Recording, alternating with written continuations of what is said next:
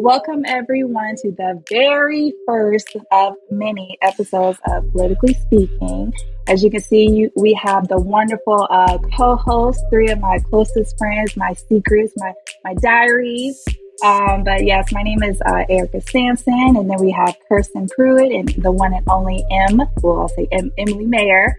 But yes, we decided to come together to create a podcast just to share some fun facts and also fact check other people with these little fun facts. But I'm going to pass it over to Kirsten so she can go ahead and introduce herself, let the people get to know her a little bit better. Oh, okay. I didn't know I was going first. Okay, good. Hey, everybody. My name is Kirsten Pruitt. I live in Greenville, South Carolina, but I'm originally from the Detroit, Michigan area. I've been in Greenville for the last 11 years, so this is home now. It's where I met my husband, started my family of 4 cats and a dog. Those are our children. And I have been involved in politics for several years at this point. I think a little bit later we're going to go into our political backstories, but I also work as an administrative assistant at ECPI University in the nursing department, which I love. I've been there for 4 years. And yeah, I guess I'll pass it over to Emily. Hi, friends. Emily Mayer here down in Bluffton, South Carolina, which is in Beaufort County. Savannah is actually my nearest city, even though folks like to think it's Charleston. It actually takes me almost as long to get to Charleston as it does to get to Columbia these days. So Savannah is my closest city from where I'm at, if you're not familiar with the Low Country. I have been here for just about 5 years. Came down during COVID. It's a whole story we can get into another time if we want to.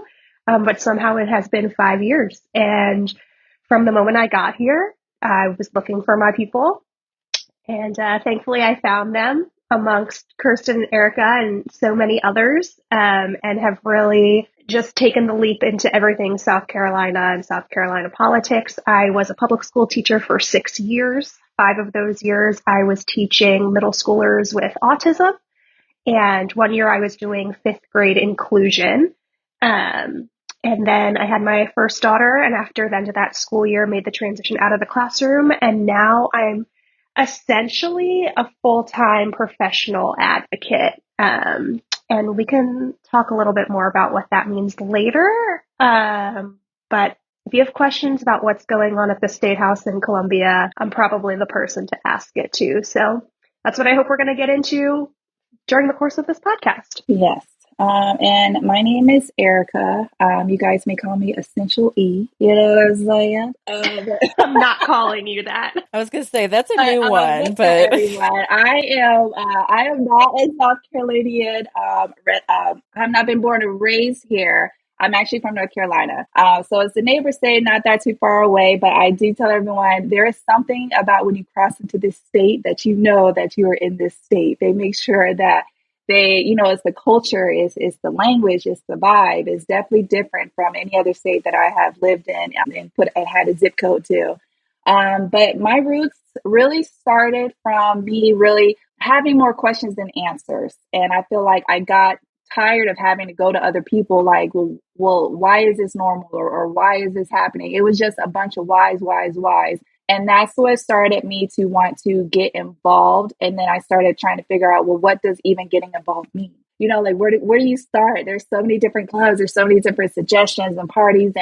And so that's me. That's my journey. I didn't really grow up in a household where you go downstairs and CNN was on the TV. No, I was downstairs watching Cartoon Network one Saturday morning, So it wasn't until like things were affecting me personally, because as a child, ain't nothing affected me. I'm just going to get some food and go to school. But yes, as I got older and things were starting to really affect me, and I was like, whoa. So that's like my backstory of just trying to get involved and navigate. And then like they all said, we're just trying to find our village, trying to find our people. And then which brings us to the next section. How did we all get to know each other? Like, how did all 3 of us start, becoming friends? I feel like it was before the Claibornes, because I feel like I knew Em, but then I really got to know Kirsten, through the Clyburn Fellowship. But And see, I knew Kirsten before because Kirsten and I were in the same Emerge class in 2021. But we had only ever been virtual because it was 2021, right? Like Yep. nobody was doing in-person stuff in 2021. So I only knew her through Zoom. So at the Clyburn Fellows was actually like, I think the first time that we really got to interact. But maybe we should explain like what Emerge and the Clyburn Fellows are, because I don't know that everybody knows. Okay, you guys start with Emerge. Okay, go ahead, Kay. I guess I can go. All right, so Emerge, I'm going to put it very simply. It's a political training program for women who may be interested in running for office or being campaign managers or working on campaigns. Just equipping women, and it's a nationwide organization. I don't know if every state has an Emerge, but I would say if not every state, then the vast majority do. So obviously we're in Emerge, South Carolina, and normally Emerge, it's the 6-week, I want to say, training program. I think it was 6 months, but it was like had the 1 6, right? weekend per month. So it felt like yes. 6 weeks. Yeah.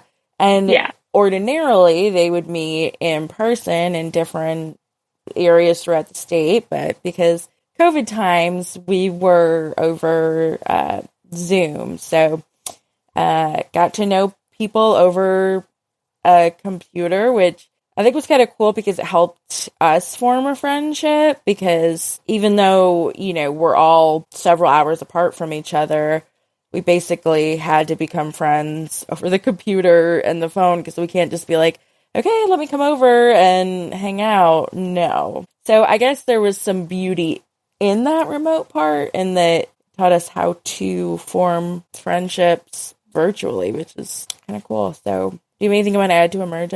No. It was really great because a lot of the people who trained us were also Emerge alums. So we were like learning from our own like alumni network, which was really great. Like women teaching women who have gone through this themselves and like understand and have either run campaigns or have been a candidate themselves. That was really, to me, like the most impactful part. And like it was just really real. Like they were never sugarcoating anything, which honestly is really refreshing. In this world when you don't know what you're getting into. And I just loved the way that they were intentional about picking folks from a variety of locations with a variety of backgrounds. Like when I applied to Emerge, I was brand new to South Carolina. Like I didn't have any name recognition or any credibility to my name. Nobody was vouching for me. The people writing my recommendations were not even in the state. It would have been really easy for them to be like, we're not. That's so cool. I had, there was a woman who had referred me to Emerge New Jersey when I was living in New Jersey before COVID. And obviously I didn't do Emerge in 2020 in New Jersey because of COVID. And so she wrote me the letter for South Carolina. And then state senator from Maryland, Cheryl Kagan, who may also either be an Emerge alum or she's on their Emerge Maryland board, something like that. She has a connection to Emerge. And my best friend was her staffer at the time at the State House in Maryland. And so she wrote my second letter of recommendation and she helped me prep for my interview. But I mean, Emerge South Carolina had every reason to be like, why would we accept this person? But thankfully they didn't. That's how I feel too. My classmates selected me to be like the class speaker at graduation. And I was just like, imposter syndrome to the max. But we were thrilled to pick you. It's the things that have happened since then have really just been like kind of unreal when you think about it. But yes, that's my Emerge story. But Erica, I genuinely don't remember how we met. It might have been at Park Circle Pride. Probably. I cannot remember how we met. I feel like the earliest memory. So when we all did the Clyburn, so if anybody doesn't know, there's a thing called the Clyburn Fellowship, and you have to send in what do you call it? Like your why. Like you have to send in like why you should be selected to be the Clyburn. Did you guys not do that, or was it just me? I was about to say, hold on. No, it's just been so long. Okay, I was like, you have to type like a paragraph or something or a page as to why you should be a Clyburn fellow, and then Well, I you wish gotta I like could find mine. That you would be gotta like wait to entertaining. Oh my see if gosh, you're right? selected amongst all the people and stuff like that. It's like it gets real, and then I guess I don't think about it until I start hearing all the other people who were not selected, and then You I'm like, texted me. You were yeah, like, "Did you hear such and such got it? Did you?" And I was like like, they "Oh, I don't haven't get heard it. anything. Like, I guess I didn't Yeah. get it." Like people are really not getting picked. Like I'm so confused and stuff. So it's a course, like they're saying, like you go like what once a month over the weekend, and then you crash in Columbia and stuff like that. So each of them have been my roommate for different spills, and I knew that they were my sisters because, well, one, I came in there and I forgot that she was in the room, so I'm over here playing music. Nope, you booked. I was like, oh wait, oh my bad, Em. She's like, no, go for it, go for it. I was like, okay, I do it. I'm like, you know what I'm saying? Like you was lit. And then oh my gosh, and then Kirsten Oh every night gosh, had me this in is a tears. great Yeah. one.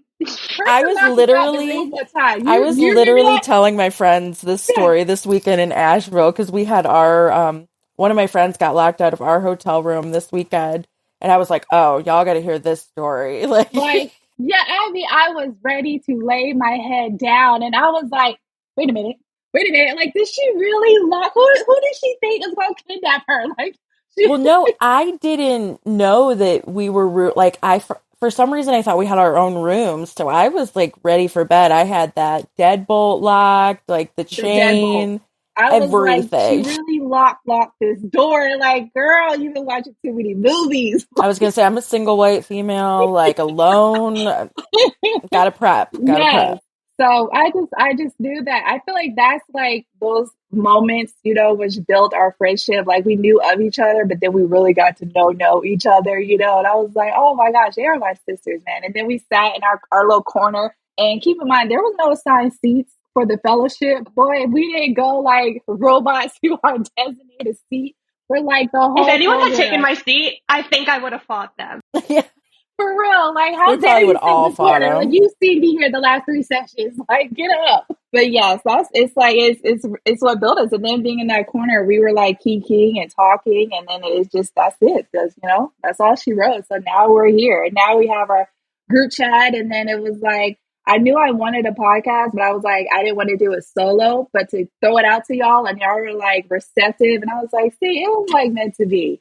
I'm like, is the world going to be ready for our opinions? Like, that's the Well, thing. that's to be determined. I Yeah, still don't know. exactly. Speaking of, we about to share these opinions. So we're going to go ahead and get right into it, the next topic. So let's talk about what local conventions are. Like, why do we have them? What's the purpose? What happens with them? So all three of us have recently had our local conventions. Kirsten mentions hers is in Greenville, and yours Bluffton, right? Beaufort County. Beaufort County. And then I am in Charleston.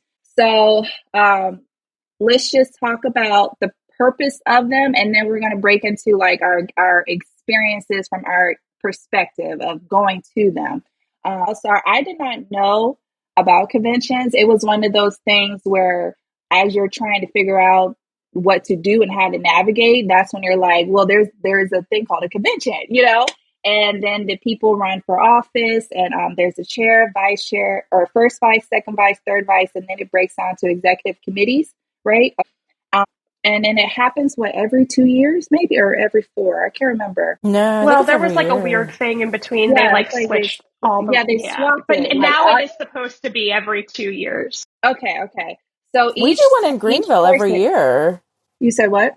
We do one in Greenville every year, but we do You elections do? every 2 years, but we do convention every year. Oh, Okay. maybe are there conventions in off I thought years? mine was Have I every just not two been years. here long enough? Maybe, I don't know. Mhm.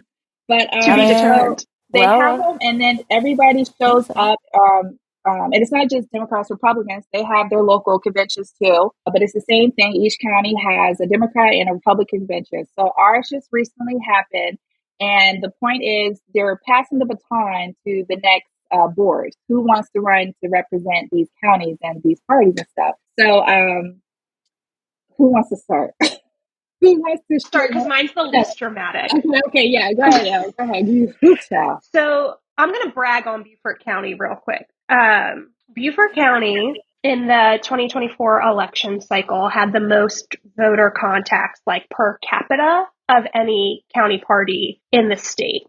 And so we have had like a really strategic, organized field plan and like how we're going to reach voters and all of that stuff. And so while we haven't seen that materialize in election results, we have seen it materialize in voter participation, in getting volunteers to come out, in recruiting candidates. For the first time this year, every person in Beaufort County had an entire slate of contested seats to pick from. And we were really proud of that. All of our first-time candidates were women, so you can tell that just like women were pissed off and ready to go. But so our convention, the way that we do it, so there's two ways. You can either, your county party can either choose to have a nominating committee, and the nominating committee like takes applications and they put together a slate, and then they present the slate. And at convention, the slate can either be approved or rejected. Somebody will have a story about that later. But Beaufort County does it where we do an electronic filing process. So there's just like a Google sheet. If you intend to run, fill in your information, what position you're running for, etc. And that closes like 48 hours before convention. And then if there's any contested seats, that will just like be the election process at convention. But for Beaufort County, we only had one person apply for each of the slots. It was pretty drama-free. I was reelected as third vice chair. Third vice chairs for the county parties are people under 36, and our job is to really focus on engaging the young voters, the under 40 voters. In Beaufort County, that's a really big task because we have a huge retirement community, and those are the folks who can show up in the middle of the day for things, as opposed to the under 40 working families, that type of stuff. But so each chairship has like a job. So like depending on who your chair is, the first vice chair has to be of a different gender, and the second vice chair has to be of a different race than who the chair is. So our chair is Kathleen Hughes. She is a white woman. So our first vice chair is a Black man named John Glover. Our second vice chair is a Hispanic woman named Anna Ramirez. And then there's me as third vice chair. And then we have our executive committee man and committee woman and the alternates. And those folks go to Columbia to the state party meetings and vote on behalf of the county party and then report back to us about what's going on at the state party. So mine was really drama free. We just had a lot of speakers. We had Crystal was our keynote. Crystal Spain, the chair of the South Carolina Democratic Party, was our keynote. And we had Mac DeFord, former candidate for Congressional District 1, come and just show his appreciation for Beaufort, because Beaufort came through big for him in his primary in 2024. And then we had a potential Senate candidate, Kyle Freeman, come speak to us, and Sylvia Wright, who's running for Superintendent of Education against Ellen Weaver. And then we had the two people who are running for third vice chair of the South Carolina Democratic Party in May. So in order to vote in the South Carolina Democratic Party convention in May, you have to have been at your county party convention. So really smart of them to come and address the room and talk to folks and kind of sell their pitch as to why when we go to Columbia in May, we should select them. So we had a lot of speakers. That was really the part that took up the most time because everything else ran really smoothly. And I even looked over at Crystal and I was like, we're not like Charleston. And she was like, you're right. So no shade, but they don't even come to shade. They don't even come to Greenville, so they wouldn't know about Greenville. Well, you know what? Next session, I'm gonna get one of them little buttons. You know, something or round of applause or something. I'm gonna put that on my Amazon card. I need to try to not like burn too many bridges with my honest opinion. So, Kirsten, I mean, I feel like it's your turn now. You know, go ahead. Oh boy, let's hear it, child. Have you done them? Like I don't. Listen, it's a safe space. So, like I said, I'm from Greenville County, and I was the third vice chair for Greenville County Democratic Party up until our convention this past Saturday. And I decided not to run for re-election. I did decide to run for executive committee woman, just because I was ready for a role that kind of was less responsibility, less of a time commitment. I'm finishing up my bachelor's degree right now, and I've had some health concerns, so I just kind of wanted to still be involved, but not have that huge, not that it's a huge time commitment to be third vice chair, but it is a time commitment weekly. So as much as I love that role, I was ready to kind of pass that on to somebody else. And in our case, our chair was not running for reelection. Our first vice chair was not running for reelection. Actually, our entire board, none of us were running for reelection. And I was the only one from our board that decided to even run for something at all. And honestly, I felt that I had a decent chance. I've been involved in Greenville politics for quite some time. But prior, so at convention, I always help sign people in at the check-in table. That's just kind of always been something I've done since I've been involved. So I was doing that again this year. And someone who I've always really looked up to and considered almost a mentor in a way, and we'd worked really well together. She came up to me that morning and asked if I'd read her email, and hadn't looked at my email yet that morning, so I said no. And so she wanted to tell me that she was nominating and voting for one of the two people that was running against me. And so that kind of threw me off a little bit, kind of shook my confidence. And she shared some reasons for it. One of them was wanting to get some fresh blood, fresh energy into the board. And then the second one was how I said I'd had some health issues and I'd taken a little bit of a step back. And so she had seen that as sort of that I wasn't up for a role on the board. Like I didn't have the energy or the commitment, wasn't able to be dependable. And that part hurt because I felt like I'd always followed through on my commitments. Even there may have been a couple times when, if I had a serious health, I told you guys my cat might pop in. So here he is. He knew it was time to come in. Well, yeah, it's my bedtime. So he's like, Mom, let's go to bed. But anyway, I'm sorry. I have very squirrel mentality. I get distracted. So, she sort of felt that there were some dependability issues, but that's neither here nor there. They threw me off. So like Emily said, we had speakers, not many. We had Tina Belgi, who's running for Greenville City Council, our at-large seat. She spoke, which was great. And then Michael Layer, who's running for South Carolina Democratic Party third vice chair, he spoke as well. So that was wonderful. So glad he was there. He's a great friend and was someone that just, especially after I had that conversation with that person about the email and how, Michael's the perfect person to look you back up. I don't want to cut you off, but yeah, girl, Michael has like this aura. He walks into the room and you just want to start smiling, like Michael. Yeah, and he was just like right there next to me. I went right over to him. Yes. No, he was already like over there hanging out because so that was wonderful. But yeah, so my confidence was thrown, and then we did the chair election, which was uncontested, so that was very smooth. Our first vice chair was also uncontested, so again, very smooth. Second vice chair, and Emily had brought up the nominating committees and filing periods, so we also do an electronic form. So we knew who was running. So second vice, nobody had signed up for it. So when that happens, we take nominations from the floor. And somebody jumped right up and nominated the person, and then somebody seconded it real quick, and then like everybody voted for her. So it worked out really well.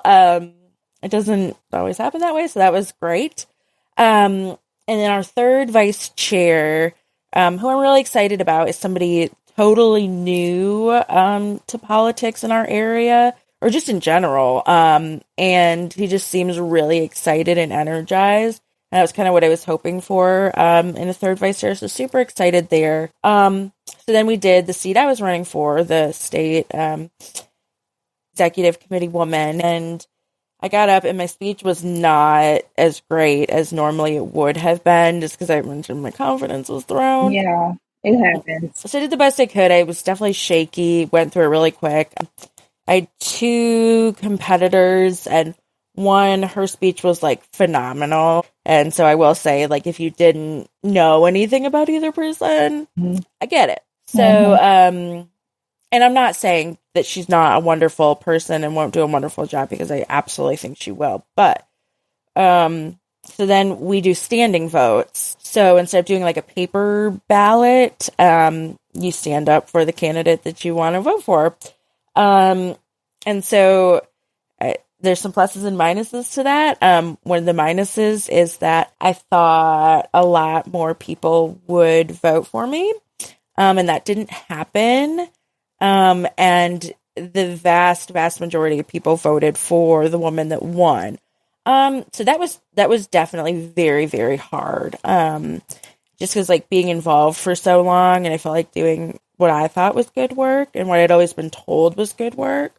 It felt very personal. So that was hard. And I definitely had a hard time with that. And then we did the state executive committee man, and I was nominating one of the people who had served as the executive committee person previously, and he was running for re-election. So I did his nomination. Definitely went better than when I was speaking about myself. It's always, for me, so much easier to talk about somebody else. Love to rave about other people, but myself not so much. Anyway, so it was between him and another guy, and it was so close in the standing vote that they had to do it again and actually count the people, because and then the guy I had nominated lost by 3 votes. So that was also really hard. But everybody on the board was new, so it definitely felt like, maybe people were ready for something new, something different, which you definitely see in politics. But I left out of there super defeated, very much like, I don't know where I want to go from here. You need process, because that was a lot. Yeah, and so the person that ended up winning, we had talked, like, at the beginning of the convention, and she had said, whoever wins, like, does the other person want to get up and immediately nominate the other one for alternate committee person? So when she won, she did do that. She got up and nominated me. Somebody seconded it, like, immediately, and then everybody voted for me.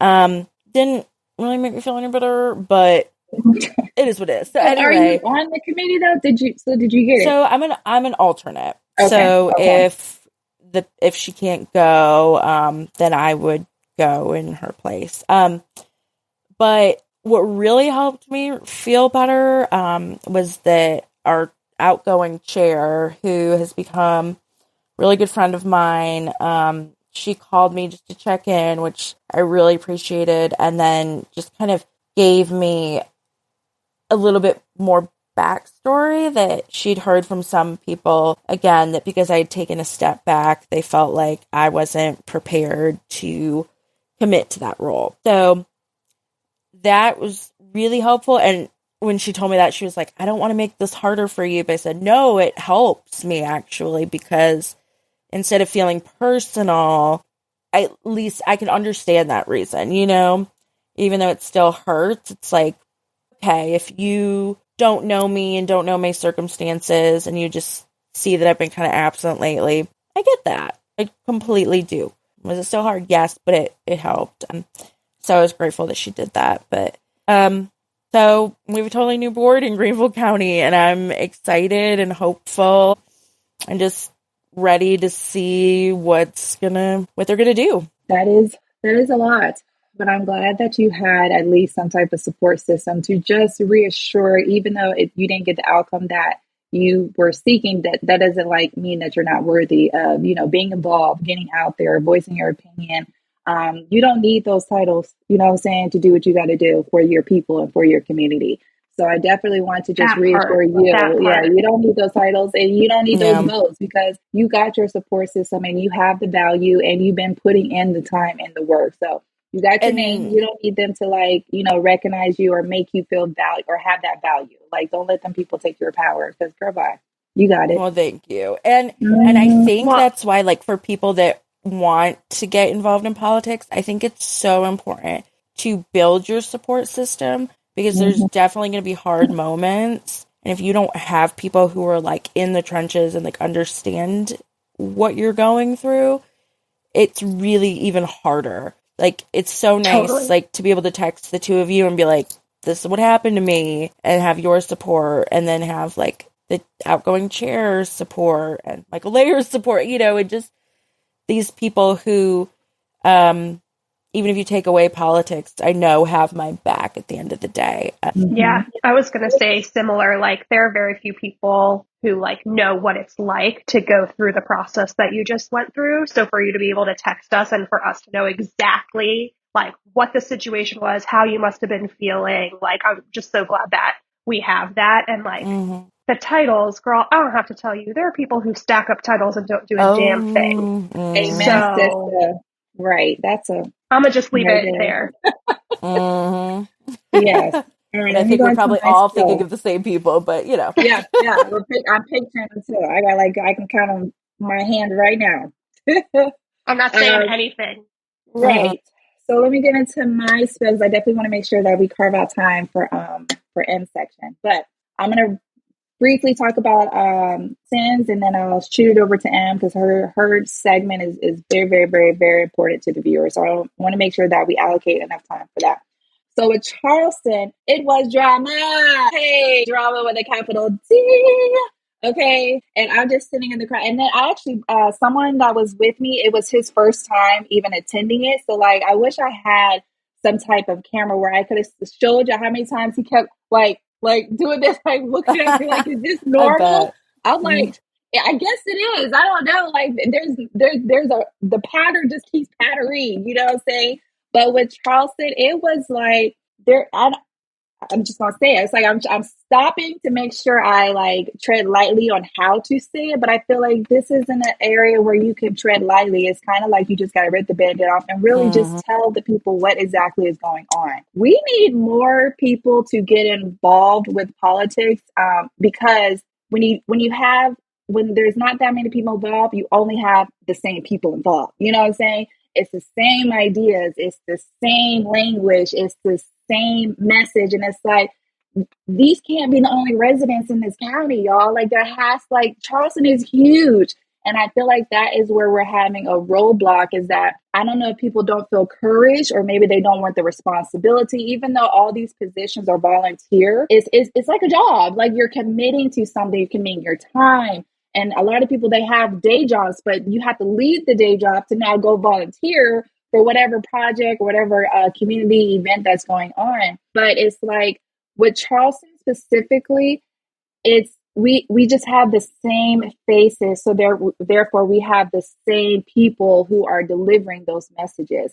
It's like they want a new face, but the new face has to meet certain criterias, and it's their criterias, and that's the problem. It's like, no, you can't. Two things can't be true in this sentence. You can't want a new face, but then you want to imply your rules onto the new face. That's not how it works and stuff. And so that's basically what happened with the Charleston our convention. We got someone, and let me back up because I don't like the whole process. So Charleston, we did that too. You had to fill out a Google form to figure out who you even wanted to nominate, and that's fine.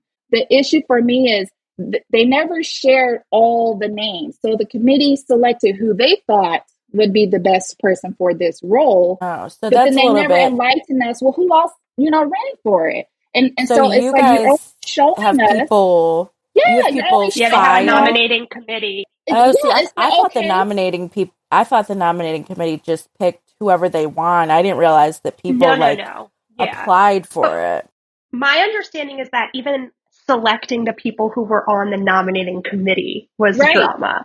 It Wow. was. It I mean, I'm was sure. drama. It was drama because for when we were even selecting the people, um, like a 10-minute Zoom meeting ended up being like an hour because it was like everyone was off mute, sharing their opinions. They was like the nominees don't even represent the county. Like you got the same people on the nominating committee. So even just trying to get the nominating committee again was drama because it was the same people and it didn't represent Charleston as a whole. And so then moving forward, the nominating committee picked their select people and then they sent out an email. These are the people we're selecting. Well, that's great. I'm looking at the list and I actually like a lot of the people on the list. But my thing is, well, who else was interested in the role? Like, can we also see those people as well? Because what they don't acknowledge is those people are still wanting to run. Just because you see these people that we selected, that don't mean you can't like pick the other people. And that's the part that they leave out. So that's also what created the drama with our convention, because now we're all at convention and now we're divided because now there's a set group who's going with what the counts are, what our party selected. But then there's other people who actually want to run who didn't even get acknowledged. And they're like, so now they're having to tell people, hey, don't forget, I'm still running. Even though you see these set of people listed, I'm still interested, you know? And so, and it ended up being a big thing because the people that were on the committee did not get on the committee. I think only one person, that's Tamara Curry. She was the only one that was from the committee that actually that got the position. But everybody else was someone that was like nominated from the floor. So it was like, because we wanted, you know, other options. And it's like, I appreciate everybody because it's no joke being, you know, putting yourself out there. It's not an easy task to want to represent other people. It's not an easy task to stand in front of people, to talk in front of people. You know, it's not for the someone without a backbone or just someone who is okay to just politics. It's a lot and stuff. So when Pastor Dixon, he ended up winning, not by much either. I think maybe like 3 or 4 votes. And the committee didn't even suggest him. They didn't pick him. They didn't suggest him. They didn't acknowledge him, nothing like that. But my, oh my, did he win? You know what I'm saying? So that just speaks the volumes. And then he didn't even have anybody even speak on his behalf. He went up there, he stood in front of everybody and he said his spill. And he expressed himself about how he was feeling about the direction that the party is going. And I feel like it speaks volumes because look where we're at as Democrats now. Like we're not moving forward. We're losing. We're not getting anywhere. We're not resonating with people because we need to like stop spinning the wheel. We got to figure out some other stuff, how we can, you know, outreach, how we can talk to people. But he ended up winning, and I'm not surprised because he's right on the edge. You know what I'm saying? He's not polished. He's a man of the people. He's a man of the people. That's it. I feel like that's what we were needing. We were needing someone that's not so polished. We're needing someone that has like stories and like gumption and like, you know what I'm saying? And then he actually, him and that daggone red scarf, they're everywhere in Charleston. Like they're everywhere in Charleston. And I feel like because he's done so much behind the scene works of engaging with people, being in their face, going to their events, going to the grieving families that have lost someone. Like, you know, he's there and he's present. And that's what the difference that we needed with our party. And when he won, like so many people just got up and left the building. Like we still had like to nominate and vote on all these other positions. He was only the first one. But like as soon as he won, all these people got up and like walked out the building. And it's like you're further acknowledging the problem. Like this is what we're talking about. Like it's like he's gonna be in the seat for 2 years. So you just gonna like leave the party altogether? Or are you just like you just don't want him that bad that you can't figure out how can we all come together and work for the people? Because that's what it's about. It's not about Pastor Dixon. It's not about me. It's not about y'all. It's about everybody. And it's the fact that because he won, like it bothered your spirit that bad that you rather just leave for the whole day.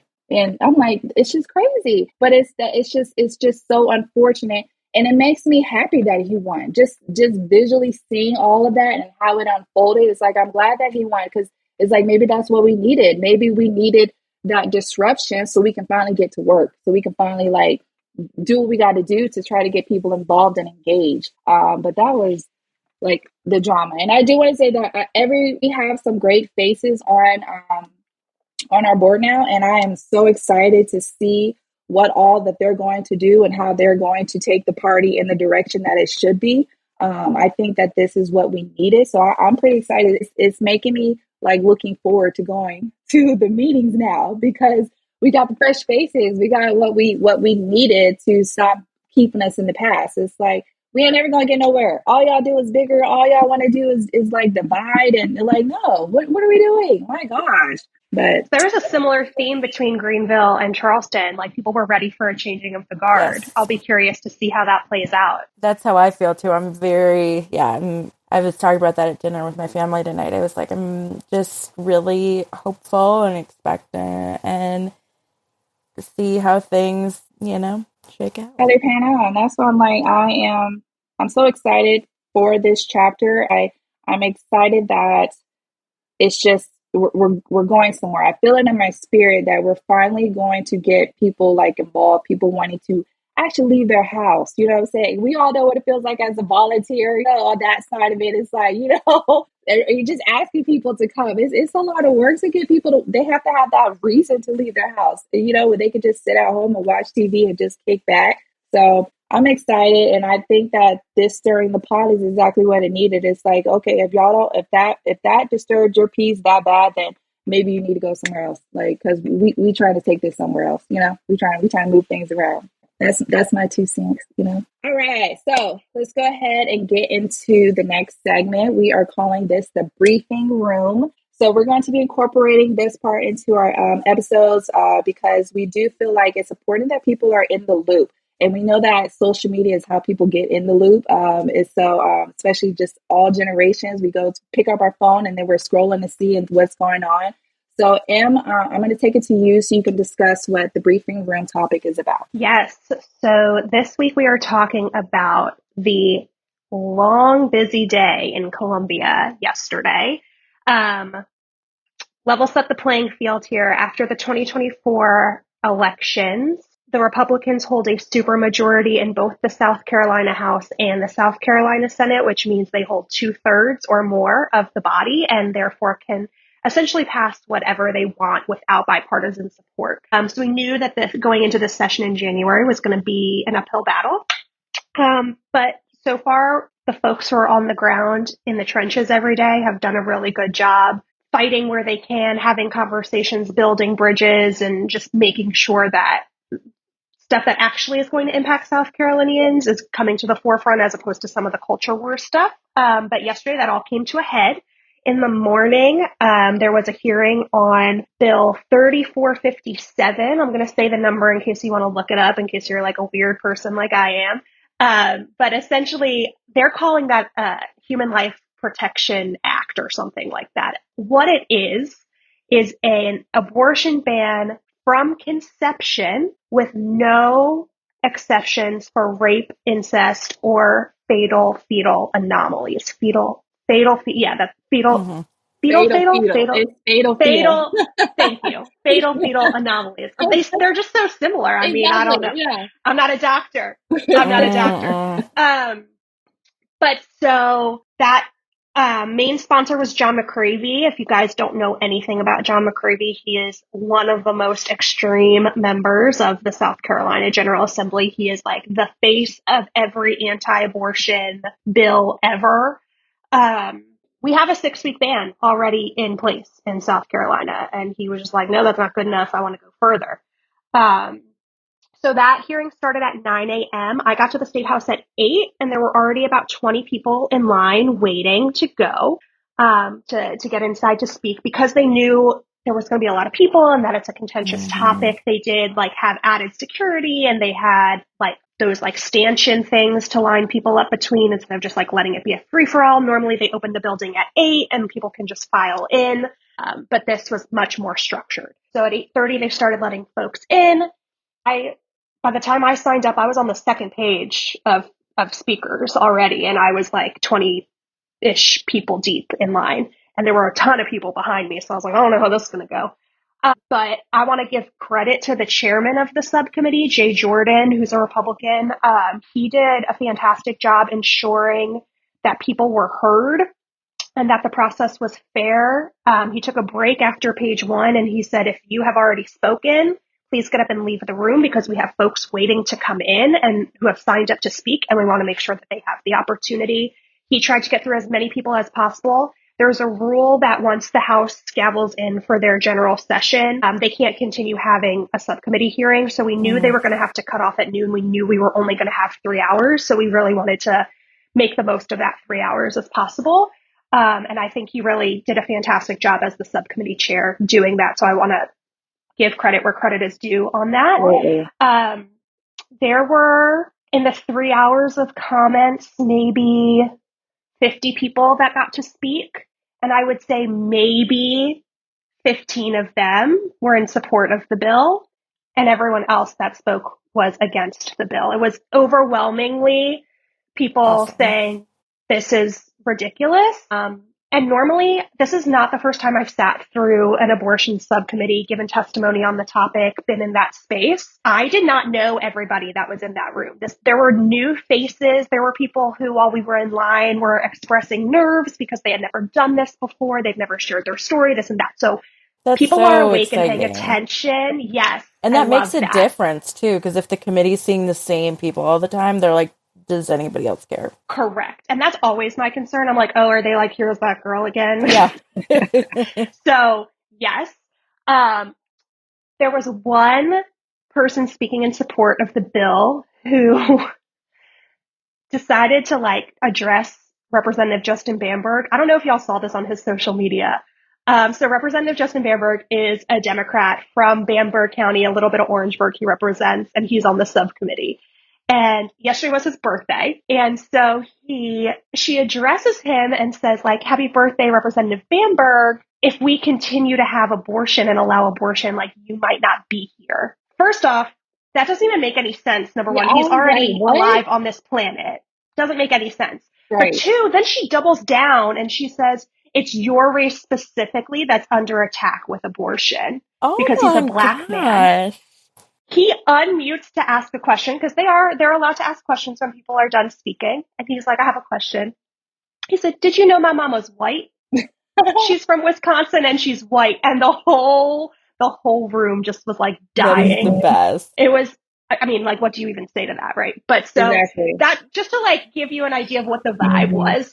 So then I got up to speak and I had my commentary already figured out, but while you're sitting there, you're taking into consideration what other people have said. You don't want to be repetitive, right? Yeah. So you're making edits on the fly. And I always, when I prepare testimony, always try to think of what can I say and add to the conversation that nobody else is going to say? What perspective can I bring that's unique, that's going to stand out, that might be the thing that makes the difference in the vote decision? So I came in and I was like, I'm going to talk about religious freedom because as a Jewish person, having access to abortion is a right of mine. It's what my religion believes is right. And, I should be able to speak to that. What I wasn't preparing to do until I started getting into the room was I was not going to share that I am currently pregnant. Yeah. I prepared my whole testimony to keep that under wraps. I was that's not necessary to add to my story. I talk about my postpartum depression, my postpartum anxiety. It's not necessary to deliver this testimony. Well, those pro-life people pissed me off so bad. Yeah. And I was just I have to add credibility to this argument. So I'm throwing it in there. And it's so funny because Ashlyn Pro was there and she had asked to read my testimony during the break. And I was the second speaker after the break. And so she's reading my commentary and she's like, oh, this is going to be great. This is going to be great. And then I get up and I give my testimony and I add that fun fact in. And I sit down and she's like, hello. And I was like, yeah, that wasn't on the paper. I wasn't planning to say it. So then today I shared my testimony and it's gotten great feedback. Fantastic. Appreciate it. Let me pat myself on the back for a second. Yeah, absolutely. Absolutely. People are like, Emily, what?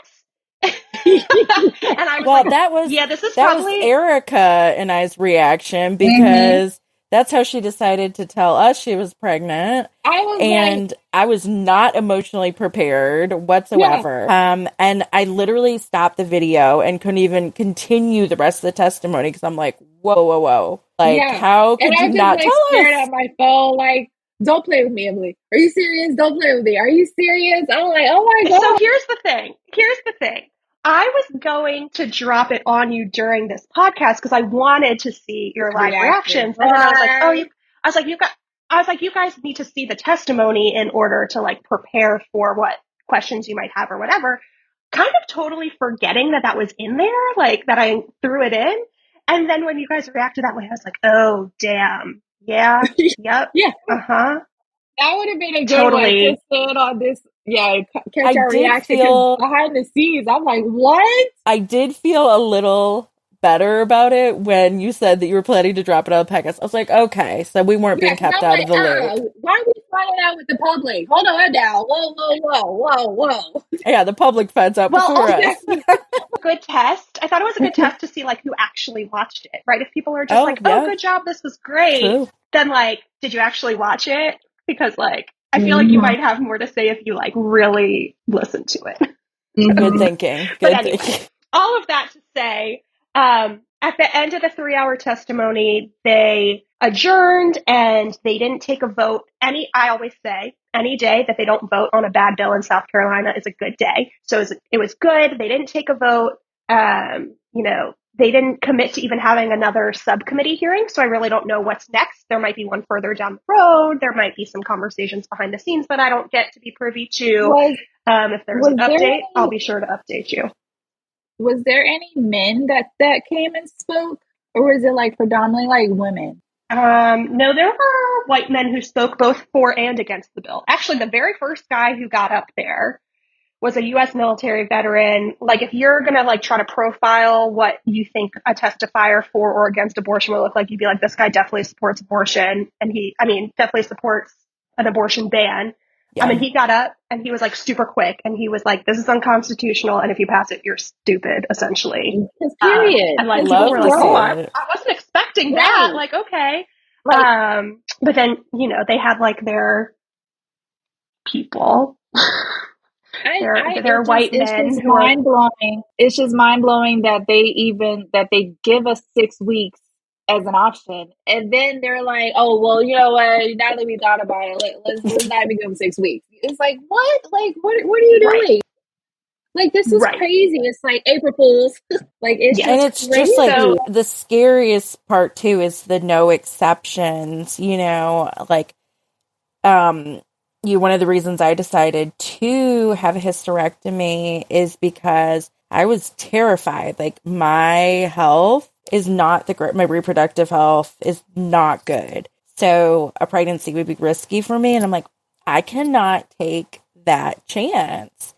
And it's unfortunate because I may have wanted to have, my own kids, but just that fear of being in an unsafe state for pregnancy, I was like, we have to do this. So taking away. Did you have a tough time finding a doctor who would agree to do it? Shockingly, no, but I think that was just luck. And it helped that I had other, health issues where, we'd done previous surgeries and other things. So it was, kind of leading to that point. And then also, my husband decided to come to the doctor with me. Just because we felt like having him there to say, hey, I'm okay with this. Like, my wife's health is most important to me. I don't know if that made a difference to my doctor because my doctor's a man. So I don't know, but, we were just, we tried everything. We're like, let's throw all my health issues, bring my husband, do the whole thing. There was I cannot remember where it was, but there was a representative who was trying to pass a bill to where men would get fined if they had sex, and either they had sex without without intention of pregnancy, you couldn't. And it sounds silly. That's why I'm laughing about it. But it's that's the point of the bill because they want it to sound silly. It's okay, all y'all are totally taking time out your day. Go ahead. No, literally, like You about to one say of something? Oh the, yeah, like literally yeah, yeah, yeah. taking time out their day to like think of these things. Like you know what I'm saying? Like we all have 24 hours, but like you're literally taking carving out time to like make bills and make it into a law. So it's like when I read it on my phone, I was like, that just sounds crazy. But yeah, he's trying to find men who have sex but don't have sex with the intention of like getting the person pregnant. And it's like yes, because it sounds silly. It's like all y'all want to do is find all this stuff to like punish a woman, and even to the point where like even if it's rape or like it's just crazy. It's like you're putting these Yes. words in this sentence and saying it out loud and then doing acts about it. It's just like mind blowing that this is where we are in 2025. Like this is and then they're trying to force it to be the norm. Like, no, this is not normal at all. Like, stop it. And it's just like, it's just mind blowing that this is where we are. And it's like you take 2 steps forward, but then you go 1 step back. It's just crazy. Yeah. Yeah. I mean, It's like just literally one of the people who testified in support of the bill was like, we need to stop allowing people to have reckless sex. Like John mm-hmm. McCravey, the sponsor of the bill, even said like made up, I don't even know where this statistic came from. Like I looked at people like there's like, this is the most incomplete, like inaccurate stat I've ever heard. He was like, we know that 98% of abortions are done as a form of birth control. What? No, that is no, Shows no. his ignorance. Right.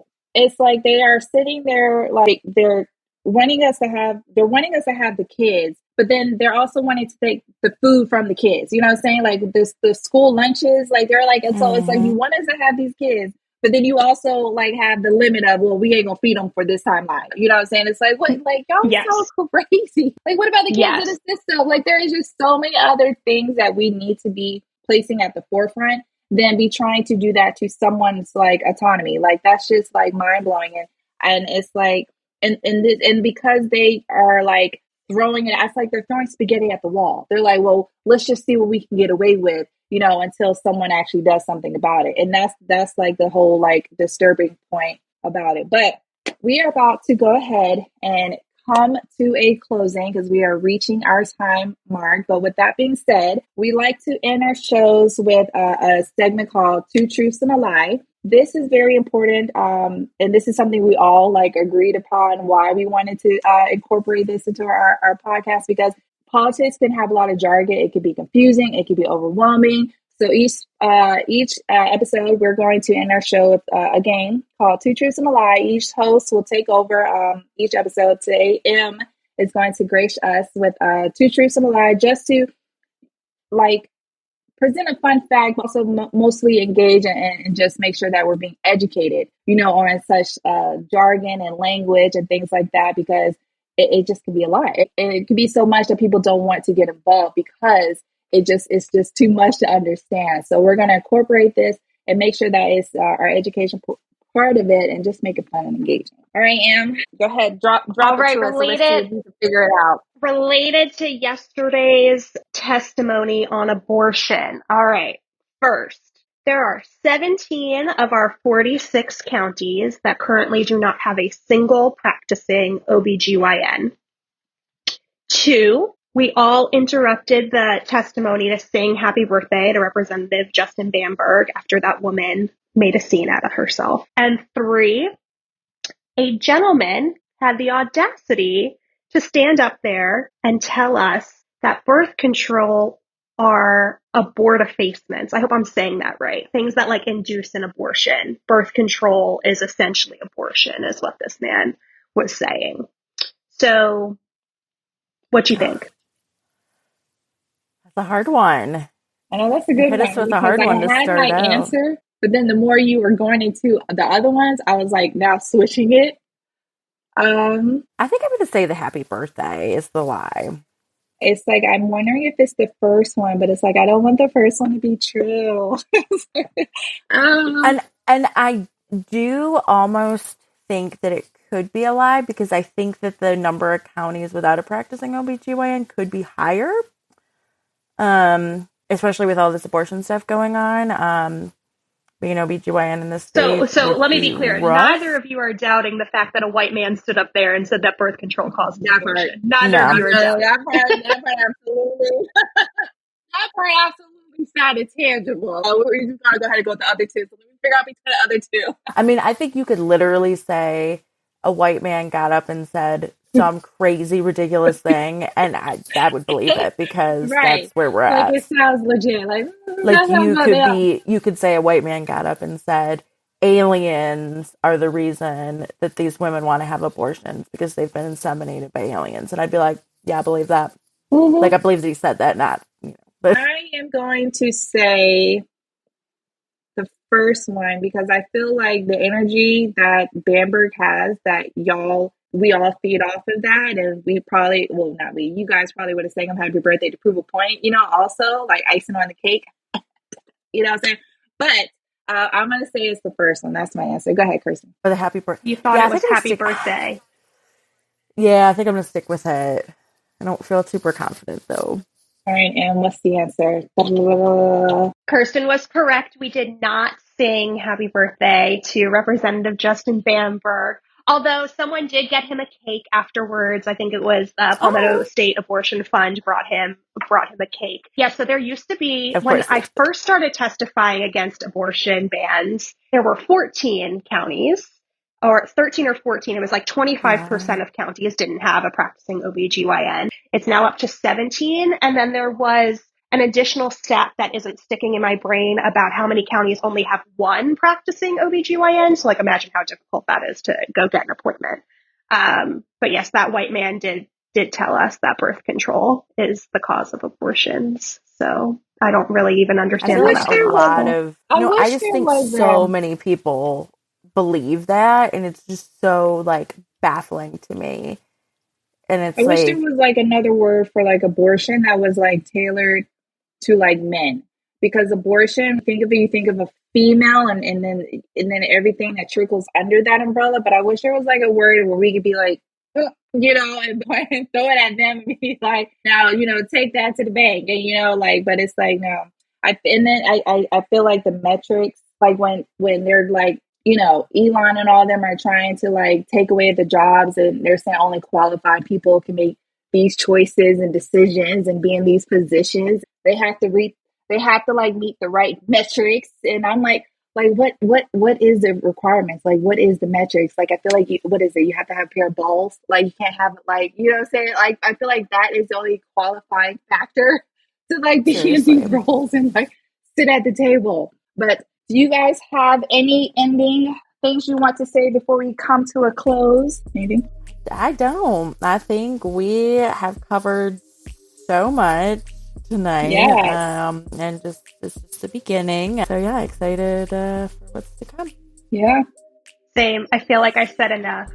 No, I feel like I said enough. I'm good. Yeah. Everyone, thank you guys for tuning in.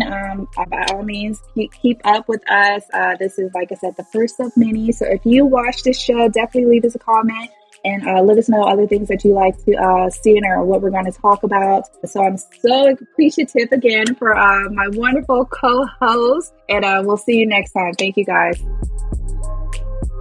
This is Kirsten Pruitt. Please subscribe to the show wherever you find podcasts and consider leaving us a rating. You can find links to our social media and YouTube page in the show notes. Thanks again for listening.